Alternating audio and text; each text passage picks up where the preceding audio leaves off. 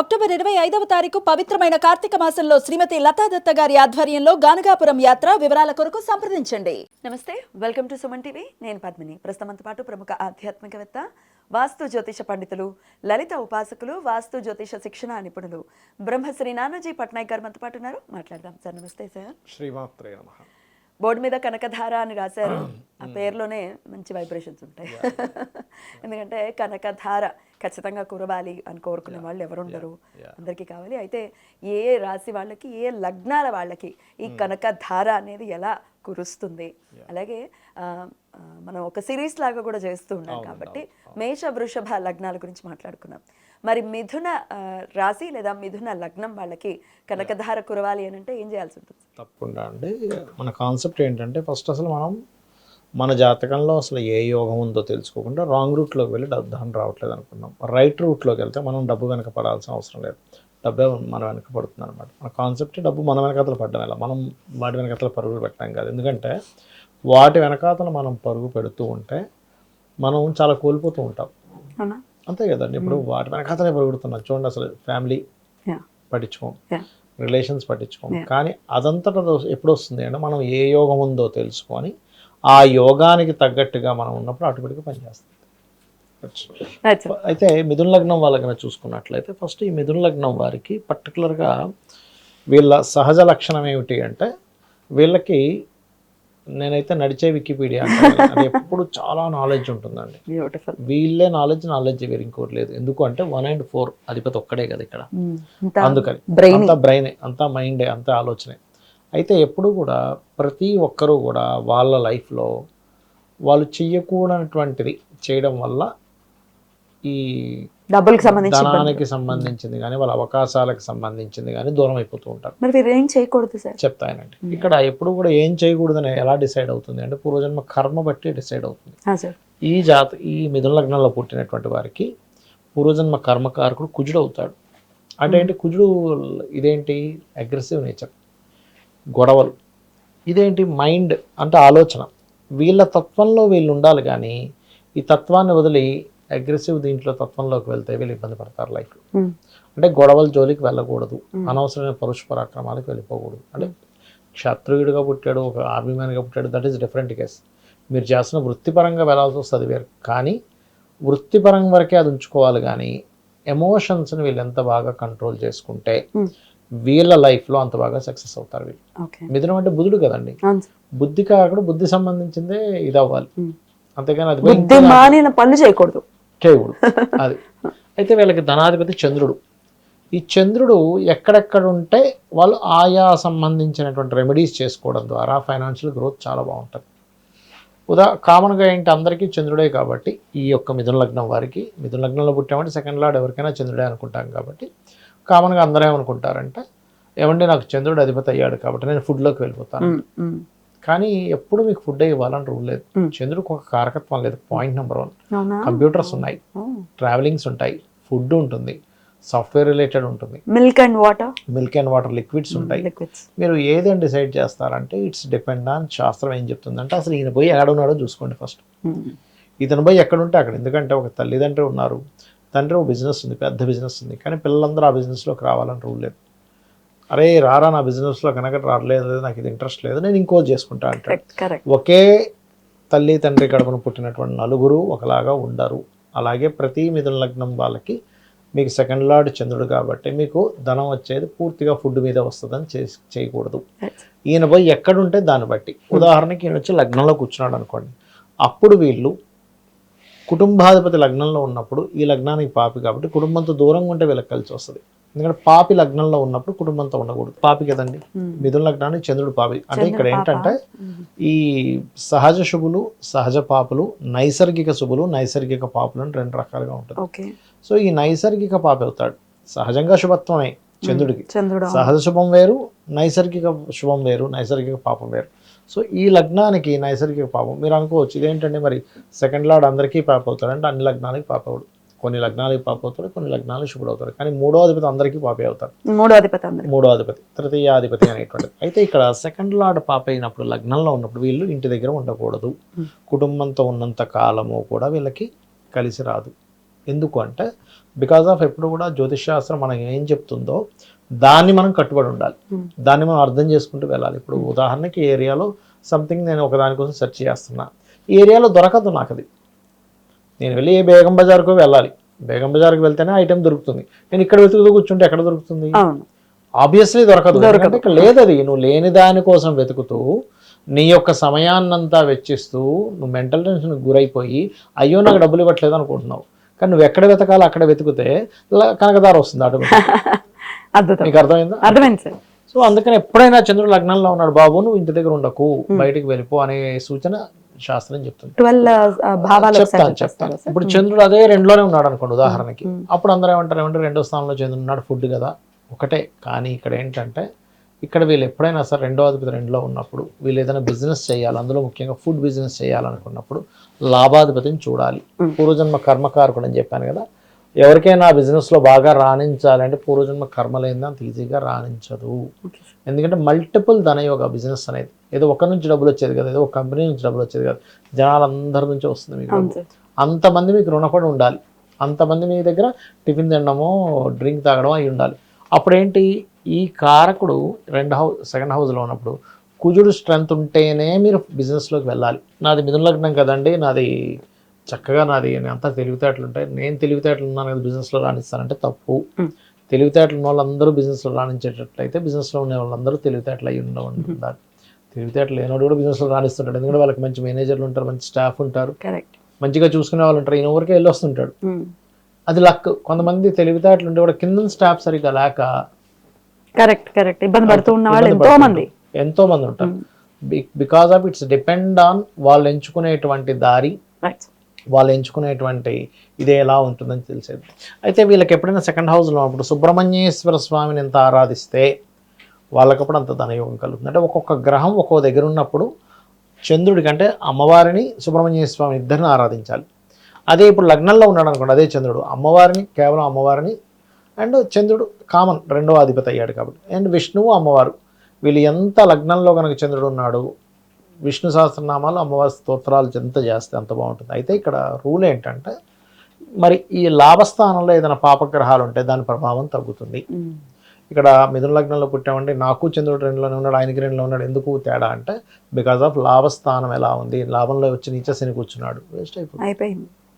అంటే ప్రతి ఒక్కరు కూడా ఒక బిజినెస్ టాప్ రేంజ్లో తీసుకెళ్ళాలని వెళ్తారు, కానీ కొంతమంది ఎందుకు అందులో సక్సెస్ అవుతారు, కొంతమంది దివాళి ఎందుకు తీస్తారంటే బికాజ్ ఆఫ్ వాళ్ళకి పెట్టడం వరకే యోగం ఉంటుంది, ఆ యొక్క సంస్థని దాన్ని నడిపించే యోగాలు ఉండవు. ఇది మనం చాలా స్పష్టంగా జన్మజాతకం చెబుతుంది, అందులో ఎటువంటి సందేహం లేదు. అలాగే ఇదే చంద్రుడు 3లో ఉన్నాడు. 3 అంటే మీడియేటింగ్ ద్వారా, భూముల ద్వారా, గవర్నమెంట్ కాంట్రాక్ట్స్ ద్వారా, గోల్డ్ రిలేటెడ్ సంబంధించినవి కానీ, ఎందుకంటే రవి గోల్డ్ కారకుడు, ఇట్లాంటి వాటి ద్వారా ధనం వస్తుంది అని అర్థం చేసుకుంటూ ఇక్కడ కూడా వీళ్ళు ఏంటంటే భూములకు సంబంధించింది ఎవరైనా చేసేటప్పుడు భూమి అనేది 4th హౌస్లో ఉంటుంది. ఈ 4th హౌస్ బాగుందో లేదో చెక్ చేసుకోవాలి. 4th హౌస్ లేదని పాపగ్రహాలు అంటే వాటికి రెమెడీ చేసుకోవాలి. మీరు వాటిని రెమెడీ చేసుకోకుండా ఎంతసేపు నాకు రావట్లేదు, నాకు ఏలినాటి ఉందేమో, కాల్సర్ప దోషం ఉందేమో అంటే మనం రాంగ్ రూట్లో వెళ్తున్నాం. ది ప్రాపర్ వేలో మనం ఆస్ట్రాలజీ చూసుకొని అనాలిసిస్ చేసుకోవాలి. రైట్. అలాగే ఇప్పుడు ఇదే చంద్రుడు 4లో ఉన్నాడు. ఇప్పుడు 2nd లార్డ్ 4th కదండి, నాకు డబ్బులు వచ్చేస్తాయి అనుకుంటారు, వస్తాయి, కానీ ఎలా వస్తాయనేది తెలుసుకోవాలి. బుధుడు అప్పులు కారకుడు, న్యాచురల్ 6th లార్డ్ ఇక్కడ చిట్ ఫండ్స్, అప్పులు ఇవ్వడం తీసుకోవడం. అయితే ఇక్కడ నుంచి 6th లార్డ్ కూడా ఎలా ఉన్నాడో చూడాలి, ఎందుకంటే ఇక్కడ 6th హౌస్లో ఏదైనా గ్రహం ఉందా, ఎందుకంటే ఒక ప్లానెట్ ఎప్పుడు కూడా తను సింగిల్గా ఏ ఫలితం ఇవ్వదు. మిగతా 8 గ్రహాలు అంటే ఆ ప్లానెట్ కాకుండా మిగతా 8 ఉంటాయి, మొత్తం 9లో మిగతా 8 కూడా ఎలా యాక్ట్ చేస్తుంది ఆ ప్లానెట్తో పాటు అనే దాని మీద ఆధారపడుతుంది. అంటే ఉదాహరణ ఇప్పుడు మీరు ఇక్కడ యాంకరింగ్ చేస్తున్నారు, కెమెరా పెట్టేవాళ్ళు, ఈ లైటింగ్ సెట్ చేసేవాళ్ళు, మీరు ప్రోగ్రామ్ చేసిన తర్వాత SEO చేసేవాళ్ళు, ఎడిటింగ్ చేసే వాళ్ళ మీద వర్క్ అవుతుంది. కేవలం మీరు యాంకరింగ్ వరకు బాగుంటది, కానీ వాళ్ళందరూ సరిగ్గా చేయకపోతే ఇంతవరకే బాగుంటది, మిగిలింది ఎలా బాగోదు. అలాగే సేమ్ యాజ్ ఇట్ ఈజ్ ఇక్కడ ఉండేటువంటి గ్రహం ఒక దగ్గర మారినప్పుడు మిగతా 8 గ్రహాలు అలా యాక్ట్ చేస్తున్నాయి, దాన్ని బట్టే ఉంటుంది, కానీ సింగిల్ గా ప్లానెట్ అక్కడ ఉంది కదా అనేది పనిచేయడం అనేది కుదరదు. సీఎం మంచివాడు కింద సిబ్బంది సరిపోతుంది పడిపోతుంది, అది అట్లా అనమాట. ప్లానెట్ ని ఎప్పుడు అలా చూడాలని చెప్పి శాస్త్రం చెప్తుంది. ఎవరికైనా కానీ ఎనీ లగ్న 2nd లార్డ్ 5th హౌస్ లో ఉంటే వాళ్ళకి చెప్పాల్సింది ఏమిటంటే బాబు నువ్వు తొందరగా సంతానాన్ని పొందు, తొందరగా సంతానాన్ని పొందు, అప్పుడు నువ్వు ధనవంతుడు అవుతావు. సంతానానికి సంబంధం వచ్చింది కదండి, సెకండ్ లార్డ్ 5th కదా. చాలా మంది ఏం చేస్తారు ఈ లాజిక్ తెలియక. నేను ఒక జాతకం ఇట్లాగే ఉన్నప్పుడు వాళ్ళు ఇద్దరు పెళ్లి చేసుకున్నారు, లవ్ మ్యారేజ్ చేసుకున్నారు, ఇద్దరికి సరిగ్గా ఉద్యోగాలు లేవు, ఏదో అంత అలా నడిపిస్తున్నారు బంది, ఏదో చిన్న చిన్న ఉద్యోగాలు చేసుకుంటూ. ఏమయ్యా మీరు చక్కగా సంతానం పొందొచ్చు కదా, ధనంగా ఎక్కడ సార్ మేము బతకడానికి, లేదంటే ఇప్పుడు మేము పిల్లల్ని ఏం కంటామని. లేదు లేదు, మీకు అర్థం కావట్లేదు.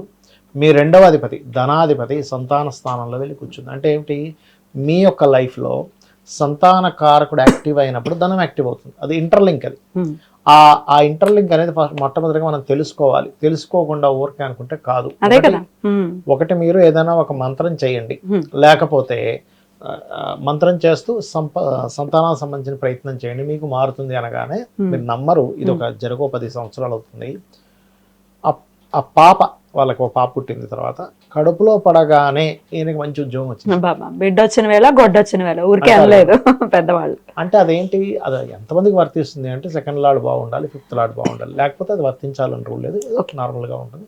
ఇంకోటి పుట్టిన వాళ్ళ జాతకంలో కుటుంబ స్థానం బాగుంటే కూడా అప్పటి వరకు ఉన్నటువంటి దారిద్ర్యాన్ని తొలగించేటువంటి శక్తి ఆ జీవుడికి, ఆ అమ్మాయికి కావచ్చు అబ్బాయికి కావచ్చు ఉంటుంది అనమాట, బిడ్డకు ఉంటుంది అనమాట. అయితే ఇక్కడ 6th హౌస్లో ఉందనుకోండి ఉదాహరణ, 5th హౌస్లో ఉంటే క్రియేటివ్ మూలంగా కూడా ధనయోగాలు ఉంటాయి, మంత్ర సాధన ద్వారా కూడా ఉంటుంది, అండ్ స్పిరిచువల్ రిలేటెడ్ వాటి మూలంగా కూడా ఉంటుంది, రాజకీయంగా కూడా ఉంటుంది, పంచమం రాజకీయం అనమాట.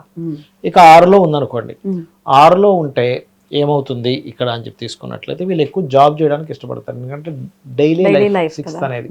కాబట్టి 6th లార్డ్ సెకండ్, ఎంతసేపు నేను జాబ్ చేసుకుంటాను, నాకు ఈ బిజినెస్ వద్దు అంటూ ఉంటారు. అయితే ఈ మిథున లగ్నాన్ని కనుక 6లో ఉంటే వీళ్ళు ఎక్కువగా బ్యాంకింగ్ సెక్టార్స్, ఓకే, అలాగే ఇంకోటి ఏంటంటే బ్యాంకింగ్ సెక్టార్స్లోకి వెళ్ళొచ్చు, లేనట్లయితే ఏదైనా నేర్పించడం,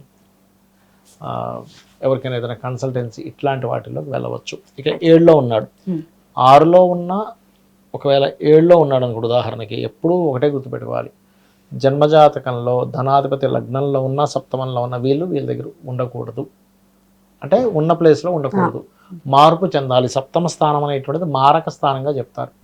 2, 7 అధిపతులు మారకులు అంటారు. ఈ మారకుడు లగ్నంలో ఉన్న మారాలి, సప్తమంలో ఉన్న మారాలి. ఉన్న ప్రదేశంలోనే ఉండి నేనేదో సంపాదించాలి, నేనేదో బాగుపడాలి, నా కనకదారు కురవాలి అంటే కురవదు అంటారు. అట్లీస్ట్ ఊరైనా దాటాలా సార్? దాటాలి. ఇప్పుడు పల్లెటూరులో ఉంటున్నారు కొంతమందికి, అంటే ఇక్కడ మనం డిపెండ్ ఆన్ వాళ్ళ పర్సనల్ చార్ట్ లో ఉన్నటువంటి బలాన్ని చూసి తేల్చాలి. అంటే వీళ్ళకి విదేశీ యోగం ఉంది అంటే చంద్ర రాహు శని కాంబినేషన్, లేకపోతే గురు చంద్ర రాహు కాంబినేషన్, అప్పుడు వీడు వెళ్తే చక్కగా ఉంటుంది. అంటే ఇక్కడ ఏంటంటే మన కాన్సెప్ట్ ఏంటంటే నీ జాతకంలో అసలు ఏముందో తెలుసుకోకుండా నువ్వు గుడ్డిగా నేను చాలా నిజాయితీ పడినండి, నేను ఎవరికి అన్యాయం చేయలేదండి, నాకు ఎందుకు అన్యాయం చేస్తున్నాడు అనుకోకు. అంతే సార్. ఇక్కడ మీరు సిస్టమ్ ఆన్ చేయాలి, ప్లగ్ పెట్టలేదు, నాకు దేవుడు అన్యాయం చేసి కూర్చుంటారా? ప్లగ్ పెట్టలేదు చూసుకుంటారా? చెత్త సిస్టమ్ ని కొనుక్కున్నా అంటే ఎట్లా దేవుడు నన్ను అనుగ్రహించలేదు, సిస్టమ్ ఆన్ చేయట్లేదు అంటే సిస్టమ్ నువ్వు అసలు ఫస్ట్ ఆన్ చేయలేదు ప్లగ్ పెట్టి, దానికి దేవుడికి సంబంధం లేదు. ఇప్పుడు నువ్వు జ్ఞానాన్ని తెలుసుకొని ఎందులో నువ్వు వెళ్తే బాగుంటుందో తెలియడానికే ఈ యొక్క భగవంతుడే మనకి ఈ శాస్త్రాన్ని అందించడానికి మనం అర్థం చేసుకోవాలి. రైట్. అయితే ఇక్కడ విదేశాలకు వెళ్ళి ధనం సంపాదించాలనుకునే వాళ్ళు ఎవరైనా కానీ 2 and 12 లార్డ్స్ యొక్క పరిస్థితి ఎలా ఉంది, 12వ స్థానంలో ఏదైనా పాపగ్రహం ఉందా, దాన్ని క్లియర్ చేసుకునేదాకా మీరు వెళ్ళలేరు, అక్కడికి వెళ్ళినా కూడా సంపాదించలేరు, ఇది గుర్తుపెట్టుకోండి. అలాగే సెకండ్ లార్డ్ 8th హౌస్లో ఉన్నాడు. 8th హౌస్లో ఉన్నప్పుడు కూడా వీళ్ళు కొంచెం ఈ జాబులు కాదు బిజినెస్లోకి వెళ్ళాలనే ఆలోచన ఎక్కువగా ఇస్తుంది ఇక్కడ. అయితే ఇక్కడ ఏంటంటే ఈ పర్టికులర్ లగ్నానికి సెకండ్ హౌస్ 8th లార్డ్లో ఉన్న, ఇది న్యాచురల్ శని కాబట్టి ఓ పక్క జాబ్ చేస్తూ ఇంకో పక్క బిజినెస్ చేయాలి. ఎందుకంటే ఓన్లీ జాబ్ అని కాదు ఇక్కడ, రెండు. ఎందుకంటే ఈ శనికి దశమ లాభాధిపత్యం వస్తుంది న్యాచురల్గా. అందుకని ఏంటి, శని రెండు చేయాలనే తత్వాన్ని కూడా ఇస్తుంటాడు ఇక్కడ ఉండే చంద్రుడు వల్ల, అంటే మనస్కారకుడు ఇక్కడ ఉన్నాడు కాబట్టి. అలా కాదండి, భాగ్యంలో కూర్చున్నాడు వచ్చి, అప్పుడు ఏమిటి అసలు ఎలాంటివి ఉంటాయి అంటే ఇక్కడ వెరీ క్లియర్గా వీళ్ళు ఏదైనా బ్యాంకింగ్ సెక్టార్స్ కానీ, లేకపోతే ఏదైనా ట్రేడింగ్ రిలేటెడ్ సంబంధించినవి, ఏజెన్సీస్ రిలేటెడ్ సంబంధించినవి, భూ సంబంధించినవి కూడా యోగిస్తుంది ఇక్కడ ఎందుకు భూ సంబంధించింది యోగించాలంటే ఇందులో ఉండే నక్షత్రాల యొక్క ప్రభావం కూడా మనకు ఉంటుంది. ఇక దశమంలో ఉన్నాడు అనుకోండి, దశమంలో ఉంటే కూడా, దశమం అనేది కెరియరే కాబట్టి, అంటే జాబే కాబట్టి జాబ్లో చేస్తారు. లాభంలో ఉన్నప్పుడైతే, లాభంలో ఉన్నా కూడా కొంతవరకు వీళ్ళకి సంతానం కలిగినప్పటి నుంచి, ఎందుకంటే ఇక్కడ ఉండి సంతాన స్థానాన్ని చూస్తాడు కదా, అందుకని బాగుంటుంది. అయితే 12లో ఉంటే మాత్రం వీళ్ళు కూడా సేమ్ యాజ్ ఇట్ ఈస్ ఇక్కడ కాకుండా వేరే ప్రాంతానికి వెళ్తేనే ఫైనాన్షియల్గా బాగుంటుంది. ఆ 12వ హౌస్ వీళ్ళకి ఉచ్చ స్థితిని కూడా ఉంటాడు చంద్రుడు, అప్పుడు ఎలా ఉంటుంది సార్? బయటికి వెళ్తేనే బాగుంటుంది. 12వ స్థానం అనేది విదేశీ స్థానం కదా, కాకపోతే ఇక్కడ ఏంటంటే బయటికి వెళ్తే బాగుంటుంది మనం అన్నాము, కానీ 12వ అధిపతిని కూడా పరిశీలన చేసుకోవాలి. శుక్రుడు ఎక్కడ ఉన్నారు? ఎవరైనా కానీ ఏమంటే నేను విదేశాలకు వెళ్ళి నేను సంపాదిద్దాం అనుకుంటున్నాను అన్నప్పుడు పర్టికులర్గా 2nd lord and 12th lord యొక్క పరిస్థితి మీరు చెక్ చేయకుండా వెళ్ళిపోతే అనవసరంగా డబ్బు ఖర్చు పెట్టుకోవడం తప్పితే ఏమీ రాదు. అయితే ఈ కనకధార అనేటువంటి మన ఈ ప్రోగ్రాంలో 2nd లార్డ్ చంద్రుడు కాబట్టి ఎప్పుడు కూడా, ఎందుకంటే ఒక వాస్తుపరంగా కూడా ఖచ్చితంగా మనం చూసుకోవాలి. ఎలా అంటే చంద్రుడు దేనికి కారకుడు అనేటువంటిది చూసుకోవాలి ఎప్పుడు కూడా. చంద్రుడు వాయువ్యానికి కారకుడు. ఇది ఉత్తరం, ఇది తూర్పు, ఇది ఆగ్నేయము, ఇది నైరుతి గది, ఇది వాయువ్య గది.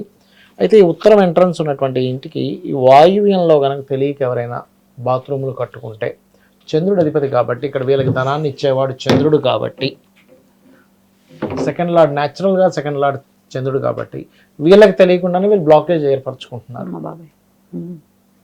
బ్లాక్డ్ భాగ్య చక్రం అంటే కేవలం జాత చక్రంలోనే కాదు, మన వాస్తులో కూడా మనం బ్లాక్ చేసుకుంటున్నాం తెలియకుండా. సో దాన్ని రెక్టిఫై చేసుకోవాలి. అలాంటప్పుడు అక్కడ ఏదైనా ఒక అల్యూమినియం పట్టీ కానీ లేకపోతే బ్లూ ఆర్ వైట్ కలర్స్ టేపులు వేయడం కానీ ఆ కమోడ్కి ఖచ్చితంగా మార్పు అనేటువంటిది వస్తుంది. అయితే వీళ్ళు చంద్రుడు 2వ అధిపతి అవుతాడు కాబట్టి రాజరాజేశ్వరి అమ్మవారి ఆరాధన, లేదు ఫైనాన్షియల్గా మాకు అస్సలు పెద్దగా కుదరట్లేదు అనుకున్నప్పుడు ఓం సంపత్కరీ సమారూఢ సింధుర వ్రజ సేవితాయే నమః అనేటువంటిది చేసుకోవాలి. మనకి సిరీస్ అయిపోయిన తర్వాత ఇంకా చాలా టెక్నిక్స్ ఉంటాయి కనకదారులో, అది మనం చెప్తారా సార్? మహద్భాగ్యం. చాలా అద్భుతంగా వివరించారు సార్. దీనికి సంబంధించి ఇంకా ఏమైనా డౌట్స్ ఉంటే మాత్రం కమెంట్ సెక్షన్లో ఖచ్చితంగా కమెంట్ చేయండి, ఖచ్చితంగా అడ్రస్ చేసేటటువంటి ప్రయత్నం చేద్దాం sir. Thank you so very much. ఇక నెక్స్ట్ వీడియోలో కర్కాటక రాశి లేదా కర్కాటక లగ్నం వారికి కనక ధార ఎలా కురుస్తుందో నెక్స్ట్ వీడియోలో తెలుసుకుందాం. Thank you sir. నమస్తే. శ్రీమాత్రే నమః.